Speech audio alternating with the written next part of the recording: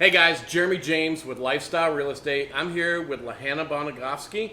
You said it right. I know I said it right. Yes. I do get some things correct. That never happens. Keep going. Keep going. Sorry. We are at the brand new Copper and Oak in downtown Danville, one of the hottest joints around. Tell us a little bit about what you guys got going on here at Copper and Oak. Okay, so we are a craft burger and bourbon bar. It's really amazing. We have like a prohibition style decor. We have this lounge up front, if you just want to come and have cocktails. There's a dining room area, so you can come in with your family, but the bar is really our focus. We have barrel stave, the face of our bar, hammered copper. Oh, this is absolutely, what is it, 40, 50 feet long? Yeah. The whole bar? It's and it's phenomenal. all finished copper. Absolutely gorgeous. I love it. It's finally getting the patinaed look. Oh, yeah. That's what we really wanted. We have a standing bar. We really focus a lot on the farm to table aspect and trying to just keep it local. All of our beef is sourced from 13 miles down the road in Springfield, Kentucky. It's called Twin Creek Farms, and it's all prime grade Black Angus. We try to get all of our vegetables local. We work a lot with all the other farmers in the surrounding counties, and so just really supporting one another and trying to, kill it in the restaurant game. Love it. We love it. Well, the one thing I love about what you guys do, one of the things, let me put it that way, other than the food, is you guys have an amazing bourbon selection down here. And so here's the story.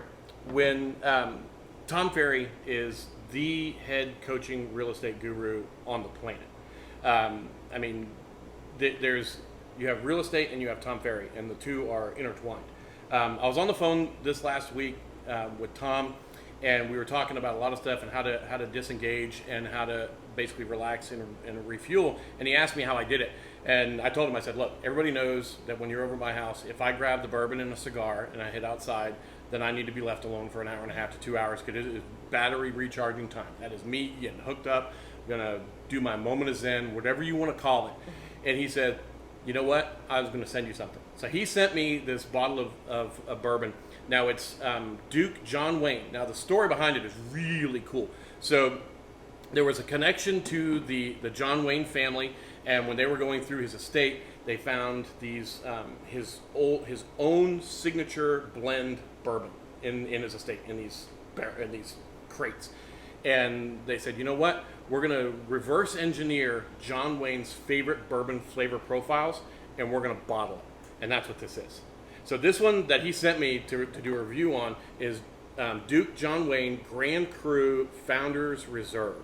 It's Kentucky straight bourbon whiskey, yeah boy, finished in Grand Cru French oak barrels. So these barrels had aged Cabernet in it. So you've got an 8-year-old bourbon, then they take it at 8 years, and then they move it into these Cabernet barrels and finish it for another year. So this is a 9-year-old bourbon, and I can't wait. This is speaking my love language. I'm loving it. You talked about this was in his basement, and we were talking about goals in the past. My only goal is whenever my time is finished here, you all go to my basement and get my whiskey collection. Somebody better enjoy it. You better hand me your keys, because I'll be down there first. I'll send you the address. Darn right. I'll be down there. Everybody else can go in and get what's left. All right. So we promised we're going to do a review on this thing. We are absolutely stoked about it. Now it's big. I think it's 111 on it, and I don't even think it's numbered on there. But it's a big bourbon. Yeah, it's 110 proof. Like it smells really sweet. I'm getting it's just classic bourbon flavors. The oak, I can smell that strong. The color is incredible, and when you see it, you can actually see a little bit more reds than what I'm used to in a bourbon, and that's probably because that Cabernet barrel. I'm really impressed. I'm really impressed. So, first, it's sweet. I taste like a lot of cherry. Yep. Like the stone fruit. That is incredible. It is. I'm impressed. It's still lingering too. Like the lingering finish on it is. It's full mouth linger. It's like you said. It starts very sweet. Yeah, and then it very hits fruity. that spice. Did you get it? Oh, the spice is still hanging. Yeah, my lips are a little tingly. I like it. And and the tannin oakiness, that dryness is still. I mean, it is mouth coating, front to back.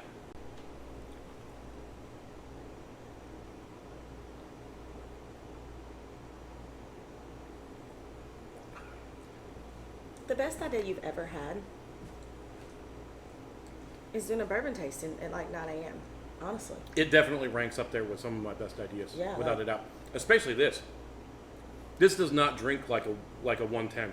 No, it's so smooth. Like, I'm super impressed with it. And it's crazy. Like, I never heard the story until you were telling me about it. Right? I'm super impressed. This drinks. I mean, I'm a big wheated guy. I love wheated bourbons. I talk about it all the time because I love that butterscotch. Yeah. And that was, for me, my first taste of bourbon was actually Maker's, which is, The OG. Right. And I understood with that why butterscotch got its name. I never understood where butterscotch flavor came from until I had my first bourbon. And then I went, well, This is it. That's exactly what's going on. So I love that smooth flavor. This has more spice than I'm normally like, but this is really good. And I think that the age on it, the smoothness of this bourbon, really makes it very palatable. It's not like blow you out spice. It is just a nice, healthy blend of complexity. It really is. And see, that's funny. The difference is I love wheated bourbons, but I'm more of like a rye person. I love the spice. I love rye whiskey of that sort. And so normally I wouldn't go for something that went on the sweeter end. But this one, it comes together very well. It really From does. start to finish. The spice and the sweet are balanced out. I mean, I'm really going to add a bottle of this to my collection. the legs on this thing, look at the legs. Just gorgeous. Love it. I love language right here. But it does not drink like a 110. Not at all. It drinks more like a 90. Yeah. I mean, it's not. It's so It smooth. doesn't taste cut, but it. I would have not thought that it was a 110. No. A 110 I would have expected to be much hotter, especially on the tip of the tongue. But it is Not very at all. very smooth. I get the spice flavors, but the lingering finish is not. It's not burning my throat. It's Yep. It's so smooth. And that first sip, when I first took a sip, it was all fruit, all cherries, and almost like plums or whatever. But it was very, very sweet. I almost get a touch of like citrus in there.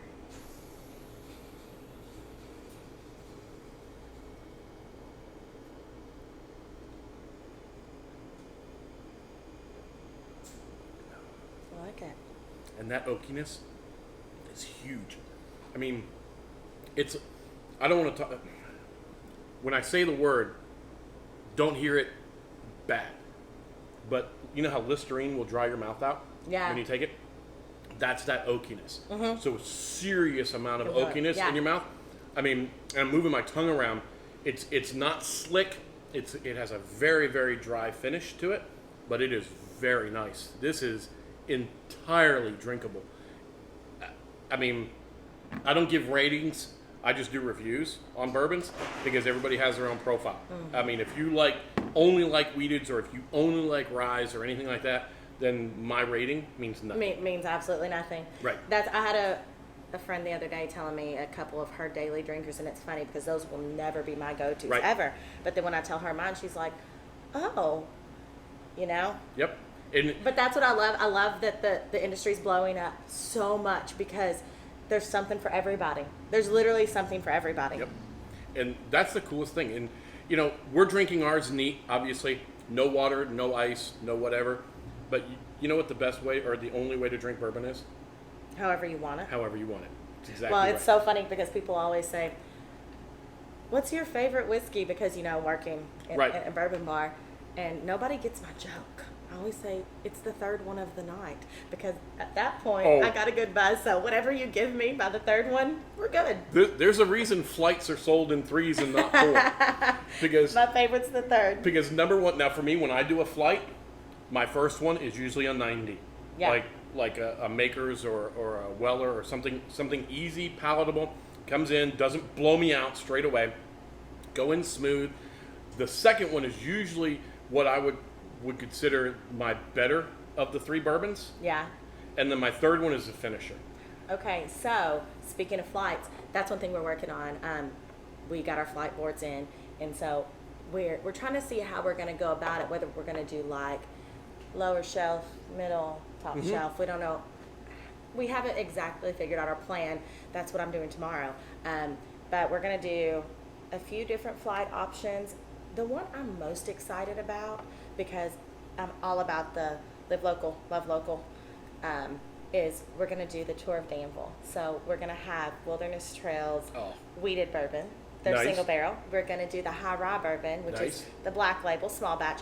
In all honesty, I'm probably a little biased because I love the Wilderness peoples and it is local, but that's my go-to. The high rye bourbon is my go-to. Nice. See, I'm just the opposite.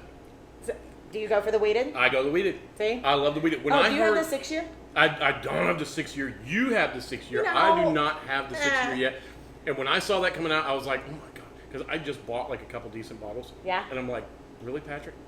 Really? You're going to do this right now after I just bought like a couple decent bottles of bourbon? And the one thing, because we're doing this whole thing, and you mentioned WTD, Wilderness Trail Distillery, right here in Danville, shameless plug. It's 6 miles from us, so like go do the tour, then come right here. There. So we've also, with the Duke, we've talked to Patrick Heist, and he's going to do a tasting down at Wilderness Trail Distillery. So if there's anybody that I turn to for bourbon, it's a guy that has a PhD, does TED Talks, owns his own distillery. And sounds like Larry the Cable Guy. Yeah, and is the lead singer in a rock band. Zella Mae. Like, what in the world is that? Seriously?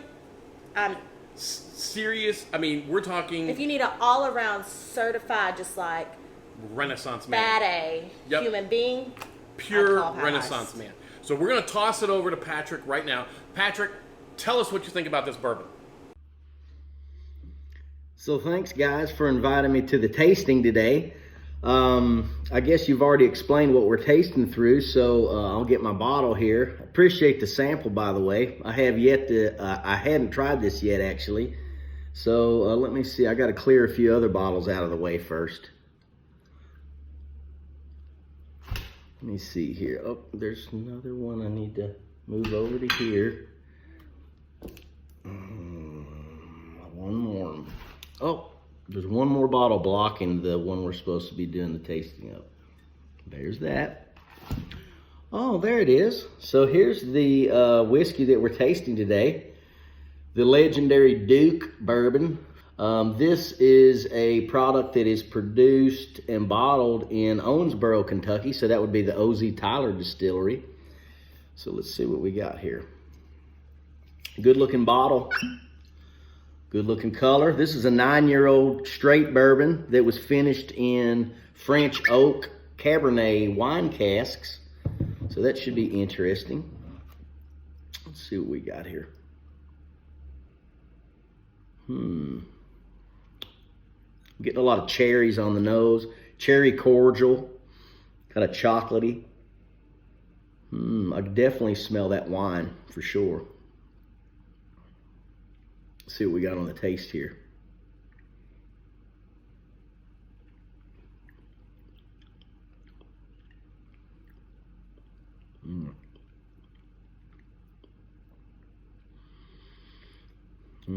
So this is 110 proof. I'm getting a little bit of that heat. I'm tasting the cherries and the chocolate that I was getting on the nose. I'm also getting a mouthfeel, like it's really, really sticking to me here, which is a good thing. Lending to a nice, long, lingering finish. We go in for number 2 here.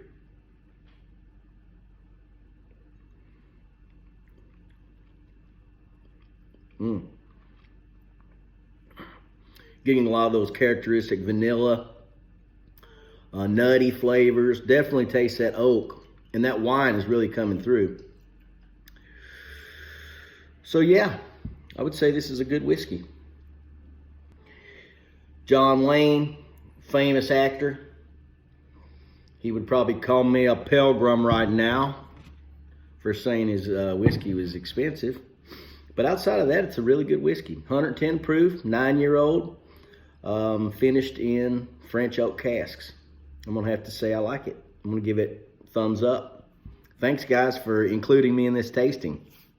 Thanks, Molly. All right, Patrick, thank you very much for that. Hannah, thank you for your hospitality here at Copper and Oak. Absolutely. Now, normally if I told you to go jump in a lake, then you'd be offended, but you're heading to the lake right now. I got to go back. Listen, this hair is not going to look like this without a lot of lake water. Hey, I got to go back. Lake hair don't care, right? Lake hair don't care. It's my off day, okay? Hey. So I got to go. I'm not going to tell you which bottle that I'm taking with me because you try to go with me. Yeah, that'd be about right.